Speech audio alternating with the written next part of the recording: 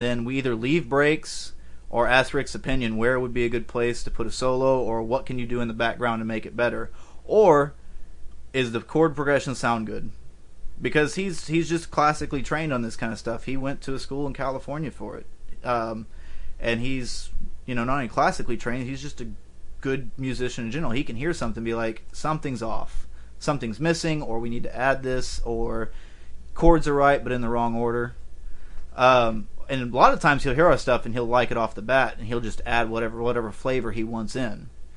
But that's usually the way it goes with him. And you'd think that having a guitarist that good would make you feel stupid. It really doesn't. He's a really humble guy. He'll show you how to do anything on a guitar without insulting your intelligence while you're doing it. He's made me and Mike and Nate become better guitarists just because he's so good, and we want what we're doing in the rhythm section to complement what he's doing in the hitting the note chord there, what he's doing in the lead. So we want to make him look good by us looking good. So that's what it's like playing with him. It's a real treat, and we're just happy that he decided to come along and has stayed with us for the ride so far. That's great, man. It sounds like it's a really collaborative thing, especially between the two of you when it comes to songwriting. It's just usually you come up with an idea and bring it to him, or vice versa, or is it you guys sit there and sometimes like our most popular song, the one that everybody requests whenever we go out and play, we can't escape it, but we love it, we love playing it, we love singing it, is Don't Tell Your Grandmother. It's a Jamie Johnson parody of In Color, and that one he wrote all on his own. Now granted, he didn't have to do like a chord progression or anything because it's a parody, but he sat down and wrote that, and then he played it on guitar one night out there for us. We were busting up laughing. We're like, gotta do that one. And then like the Tom Petty song, I sat down and wrote it and let them hear it, and they said, that's great. Now there's some songs that we do have to back and forth on stuff, like the Garth Brooks parody we're working on. Every now and then, because it's parodies, you kind of have to follow the rhythm. Sometimes you even have to follow exactly to the syllable how the parody goes. And so sometimes you'll hit a block where you're writing and you're just like, I can't think of a way to make this line funny, or I can't make it fit, or something like that. And you'll hand it off to the other person, let them read what you got so far, and they'll be like, I got you. I got this fixed. We can make this happen. And so sometimes it's a single thing, but a lot of the times it's ping-ponging off each other to make them work, or make them funnier. Because sometimes I'll write a line, and Mike will look at it and be like, what if you said that instead? And I'll be like, that's genius. Way funnier than what I had. And he'll do the same with me. He'll be like, we'll read this, and I'll be like, replace just one word right here, and you've made it way funnier. With the originals, that tends to be like, we have an original called Devil in the Bible Belt that a lot of people really like. It was the one song that Mike wrote because somebody challenged him to write a serious country song, and so he did. He wrote that all on his own. Came up with the chords to it, everything, all on his own. And he was out playing it one night, and I added just a simple riff to the beginning of it, and after the chorus, he said, that's it, stick with that. Rick added solo, and I now have given over the lead on that lead riff to Nate so he can do it on stage, because he does a good job of it, and I play bass, and I've added little things to the bass line. So that was one of those ones where he wrote it, he put the chords together, and then just everybody came together while we were making it to make it an even better song than it was to start with. I've got one I'm writing now. I haven't decided whether it's just going to be me and an acoustic, or if it's going to be me, an acoustic, and then everybody else in the band. Because Rick was playing it one night with a slide guitar behind me. Sounded fantastic. I was like, we might need to add that into that one. So every song kind of has its different ways of how it comes together, but usually once we present the idea, either I present it to everybody else, Mike presents to or we present it to everybody else together, that's usually when it all pulls itself together. So do you guys have any recordings that you've been working on, or? We're actually going to be hopefully hitting the studio the end of this year. I think what we're going to do is we've got a little show we want to do in September called Dixie Fest, which you guys have been invited to. I don't know if you saw the formal invite on Facebook. I tagged the band, so I know that sometimes it takes people a while to get to that stuff.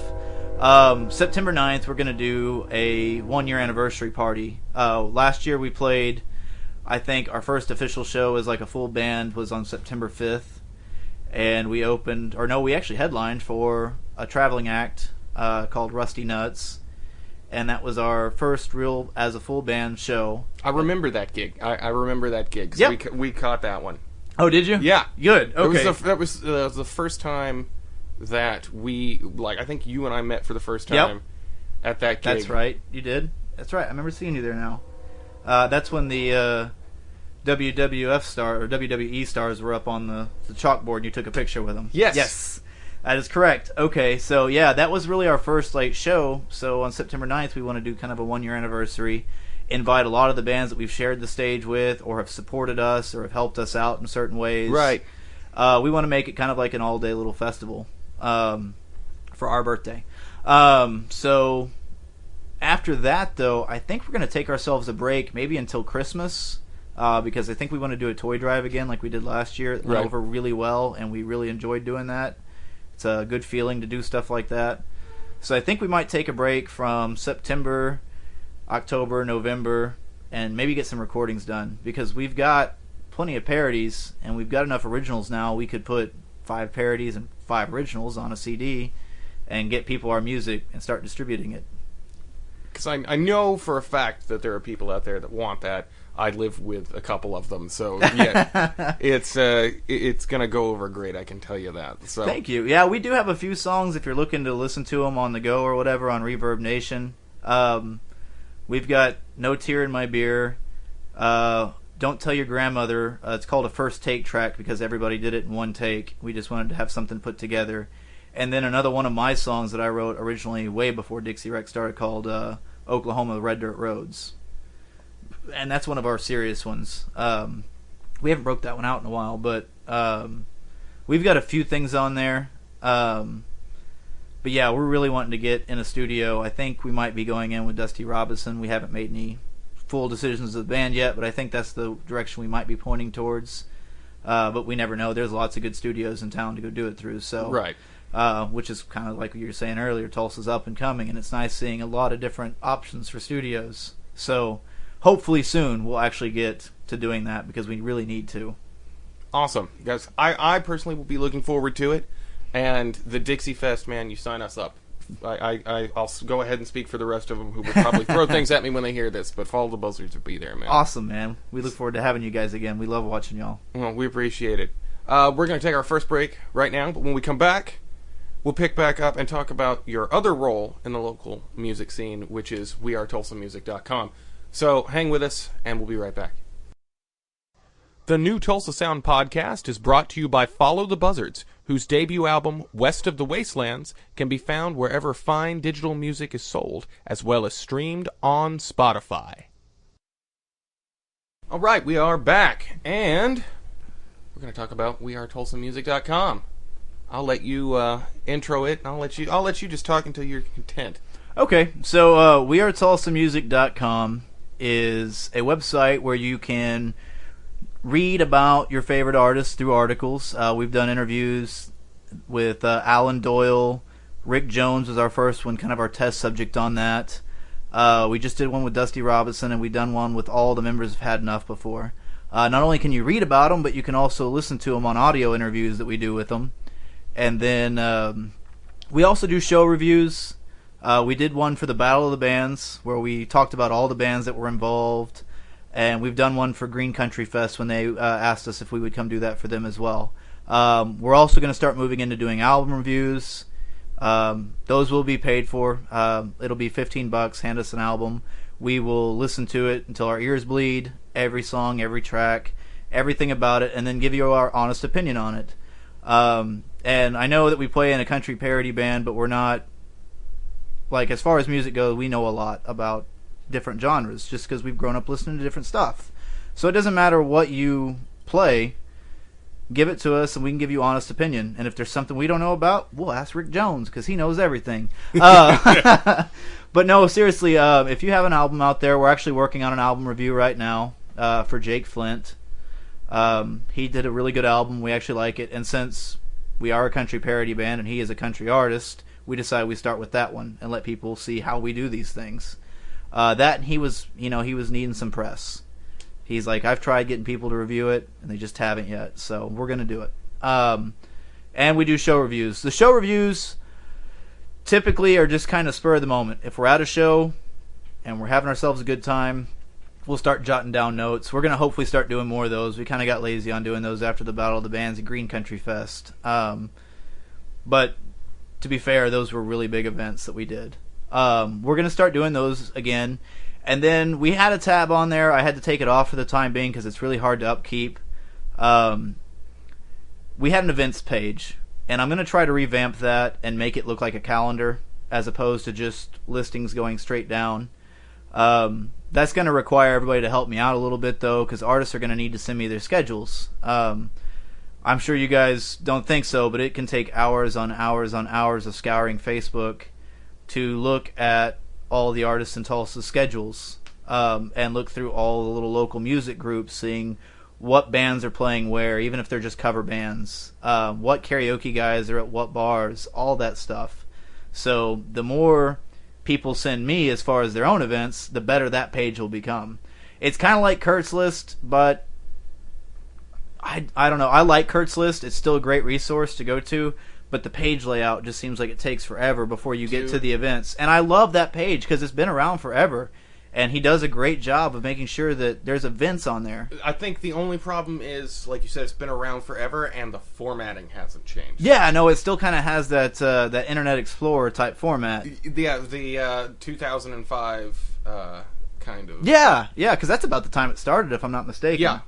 I mean, it's still a great page, and you can still find all kinds of stuff on there, but we want to make an events page that is just the format's so much easier. Right. Basically, I really just want to make a calendar where you click on a day and it links you to that day and says, hey, here's all the things going on.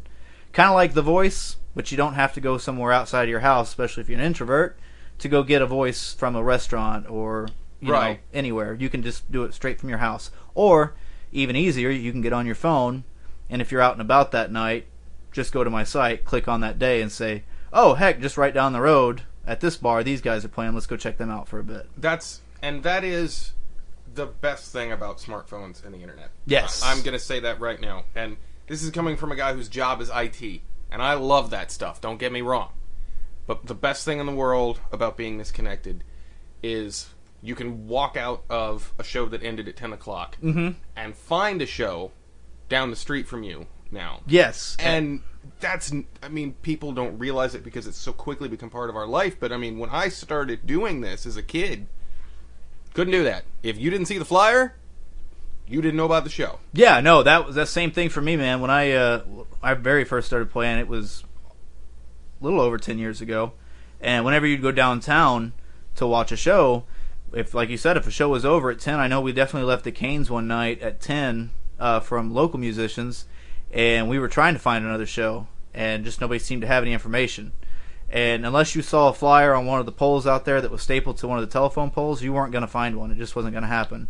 Especially at that time, I don't think there was as many bars and stuff down there that were open. I remember that street was dead about 10 years ago. Right, it's become so much more vibrant. Yes. It's so cool to get to be a part of this and get to see that. We, myself and the other guitar player in Follows Buzzards, Lefty, we went and saw Joe Jackson at Brady, I want to say. Yeah. I want to say it was Brady Theater. And walked out of the show, and it didn't even occur to us like, it's 10 o'clock, it's time to go home. It's like, nah, man, let's go. Let's go see some more stuff, man. Hector or the Mules will be playing someplace, which, shout out to those guys. They're awesome. Oh, they are. Or, someone somewhere within 5 minutes of walking distance. Oh, yeah. So it's so cool to see. I mean, we got a new record store downtown now. Yeah, I know. That's pretty cool, too. I'm glad that they're starting to open more music shops back up. Oh, it's So yeah, with wearetulsamusic.com, it started because me and Mike saw a void. Again, this was another brain trust of me and Mike. I mean, I pitched the idea, but Mike also is a really good writer. If you've ever read a lot of the articles on there, a lot of them he writes, or whatever I write, he edits over. And so, between the two of us, he's a really good writer. Anybody in Tulsa that is a band for the most part knows that I take a lot of photos around town. Yeah. And so I decided let's add these elements together and make something. And when we first started the website, it wasn't